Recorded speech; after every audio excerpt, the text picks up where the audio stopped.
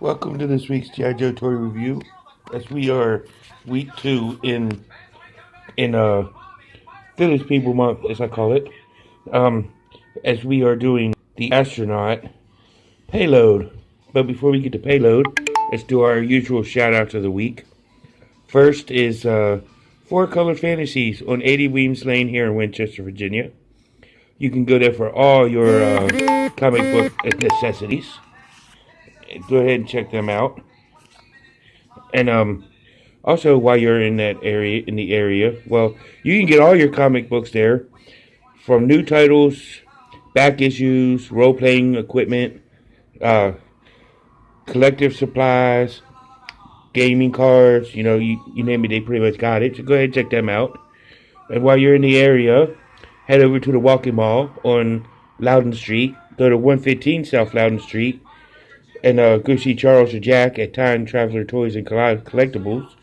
You get everything from He-Man and Thundercats and Silverhawks from time to time, G.I. Joe, and all that good stuff. So go ahead and check them out.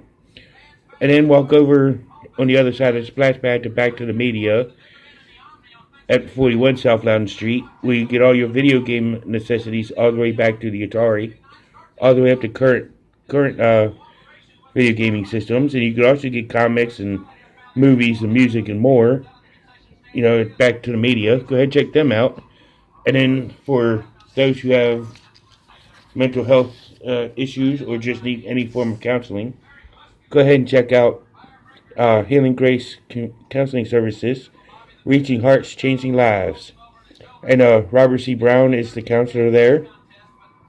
And they're at 133 West Bascowan Street. So if you need any kind of counseling ideas, go check him out and give him a holler.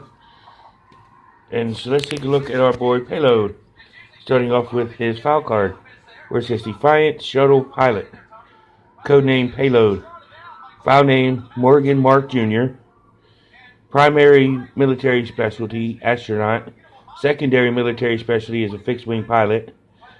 His birthplace is Cape Canaveral, Florida, and his grade is a 06. And it says Payload grew up watching the early space shots blazing off through the Florida sky. He stared through the hurricane fence and rode that flaming booster in his dreams. But unlike others, he worked on making that dream a reality by joining the U.S. Air Force. He flew F-4 Phantoms over Southeast Asia for 3 tours, just paying his dues, and upon his return stateside, signed up for the astronaut training program. His first open slot was as a space shuttle pilot for the G.I. Joe team. Here's a guy who has spent most of his waking hours working on getting himself into space. Sometimes when he's executing a complicated maneuver in free fall or cutting his boosters, he seems to be chanting softly under his breath. If you turn up the volume on the ship-to-ship channel and listen very closely, you could hear him clearly. You could hear him quietly quite clearly. Vroom, vroom. The quote at the bottom is, "Outer space is my place." So it says a lot about his dreams and how he got into being an astronaut on the G.I. Joe team. But, it's a pretty cool concept way of getting a Payload. So let's take a look at his accessories, starting with his figure stand, upraised G.I. Joe logo, Payload on the front, which is pretty cool. It also comes with a removable space helmet, which is pretty cool. He also comes with 2 of these handheld joysticks that go into his wrist, which come in 3 different pieces. And they're very, very they fall apart very easy, so it's very easy to lose everything. And he also comes with this cool little rocket pack looking thing, where these boosters or these kind of rocket looking things are articulated, and they do come off easy. you know, so be careful with them. So let's take a look at that Payload. Sorry I had a brain fart there for a minute. You know, old age kicking in. But he kind of has that head that looks oversized for his neck, but it's acceptable because he wears a helmet. So when he has his helmet on, you don't notice it. And he's got red hair, neatly combed back, mustache, and he's got his red and white space uniform on with a gray belt, a couple spots of blue on it. Yeah, pretty cool looking concept with the red pads. They're a very cool looking figure. So let's take a look at his articulation. His head does rotate the full 360. His arm can lift it about right there. His arm can rotate all the way around 360. He does bend at the elbow.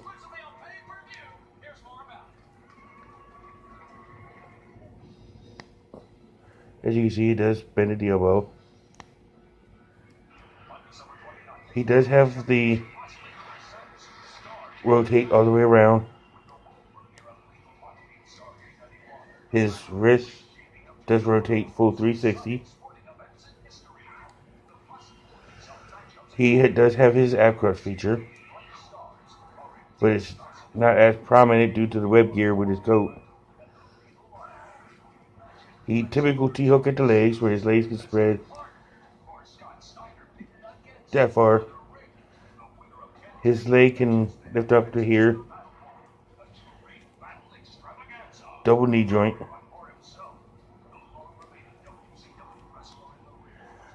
Leg can pivot as well as swivel. That's the articulation. So let's go ahead and take a look at Payload all geared up. So here he is all geared up. I don't really like the hand javelins because they're loose and they all fall apart, but that's pretty much how they fit in. It's a hard time putting the joysticks in his hand and keeping them together. So when I display Payload, I don't have these wrist things on, but it's still cool. Payload makes his first appearance in issue 59 or 60, I believe. The one where Chuckles and Law and the rest of and Psych Out all end up on the area where the pit is in Utah.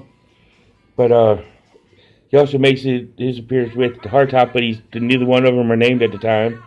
With the Defiant Space Shuttle, which isn't named. But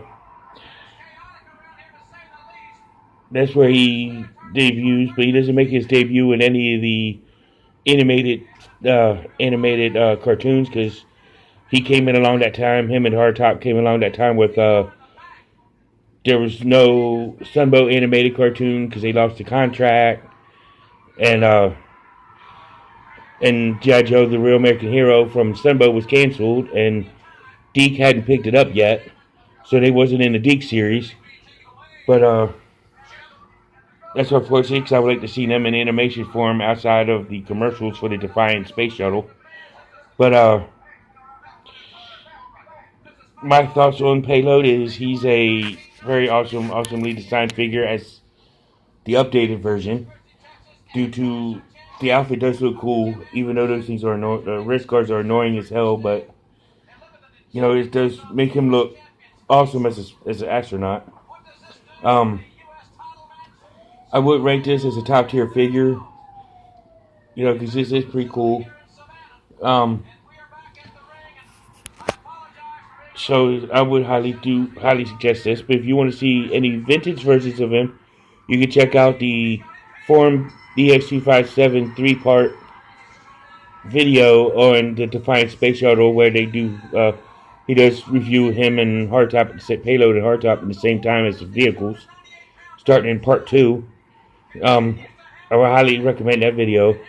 Hey, ACC788, get on the ball with doing Payload and Hardtop. I want to see your opinions on it. When you got the time, brother. But this has been a great video. You know, I love doing this. I love doing the Village People Month. But tune in next week as we do the Defiant Space Shuttle crawler complex driver slash mechanic hardtop.